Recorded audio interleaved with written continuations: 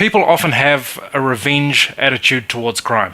Okay, you do the crime, then you're a son of a bitch, we're gonna bust your legs up, throw you in prison for 10 years to satisfy our revenge or something like that.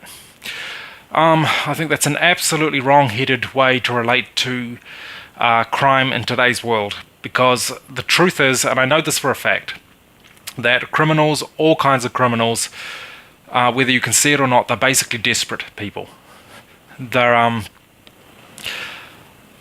They don't live in the same place that normal people live in their head because of their unfortunate background, and in some cases they might be desperately poor, where you could have sane people doing crazy things if it's truly worth it, though that's rare, of course, in the industrialized world.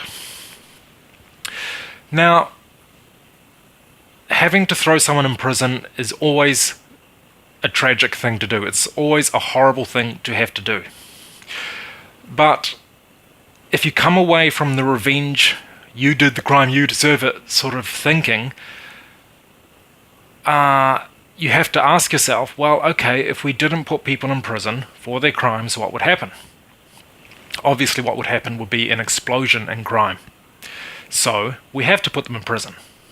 And with that obvious insight, we can ask ourselves, what is the function of prisons? It's not revenge, okay? Well, it shouldn't be revenge. That shouldn't be the mentality. It is, first and last, overwhelmingly public protection. Prisons are not about rehabilitating people, unless they can, I suppose. But what they really are is a way to deter people from making the crime in the first place, before anything. That's obviously what they're all about. And they're about isolating people who are truly dangerous from society when that needs to happen, of course. So it's all about public protection, primarily. Now, the thing that irritates me is that these judges, or a lot of judges out there, are operating on this mentality that prisons are actually about revenge, about punishing people for their crimes, as though that's the end in itself, and then they go on this vain moralistic trip saying, oh, I'm above that, I'm not going to punish this person, and then feel like a humanitarian hero for being bigger than all those rednecks who just want, to throw away the key, basically. Well, appreciating that prisons are about deterrent and having to punish people is an ugly thing to do, the fact remains you have to action the deterrent. You still have to do it. You're not being a hero for anyone by going soft on crime. That is going far softer than what you should be. The example that I read about today was a young woman about 18, 19 years old who falsely accused a couple of guys of raping her for some kind of personal convenience reason, to get out of some situation somewhere, who cares. And she later admitted that she made it all up, after threatening to ruin these guys' lives. The judge gave her a 3-year sentence, but suspended the last 2 years of the sentence, so she went to prison for 1 year. What a nice guy. No, he's a dickhead. God knows how many guys out there have had their lives ruined on false rape claims that we believed. Okay, God knows how many. We don't know. Most women who make false allegations are probably not going to admit to it, ever. So what do? We create a powerful deterrent to let all the girls out there know that if you make a false allegation on someone that threatens to ruin their lives, my word, you're going to pay. You're going to go to prison for at least 5 years, maybe 10 years.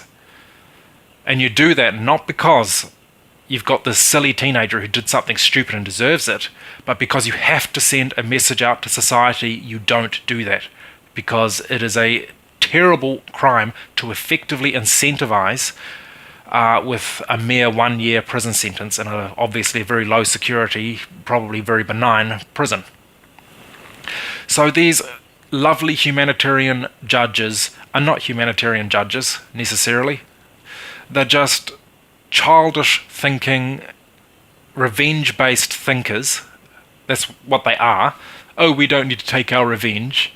but they are revenge-based thinkers who are not looking at the fact that the primary reason why we have prisons, why we have punishments, I hate the word punishment, but why we have accountability is the better word, is that you simply have to send a message out to society to maintain a standard, to maintain the deterrent function of prisons. And that's why people who go soft on crime are not necessarily nice people at all. They're virtue signalers. Sometimes you have to go extremely tough on crime because some crimes have to be deterred to the maximum. Again, I feel sorry for all criminals because I know what makes a criminal, and it's bad luck in childhood, really bad luck in childhood. It really is.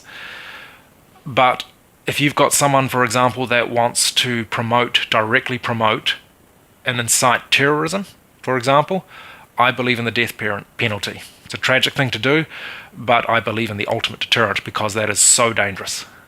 Am I a not very nice judge if I'm a judge? No, I'm a nice judge because I rise above that infantile thinking of revenge and I say, look, we have to do this, even though it's painful. Because you have to have the deterrent function on full titties when you're dealing with terrorists. Hence, I look like a hard-ass judge if I was a judge, but I'm not. I'm actually, I would say, a nice judge because I'm prepared to do what's right for the greater purpose of of what prisons are all about. Rattling on a bit, but that's my point.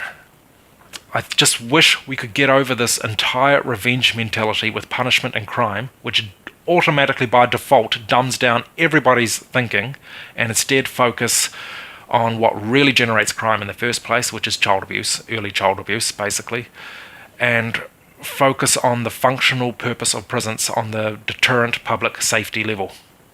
From that point, we can think straight on crime and punishment, but only then. Thank you.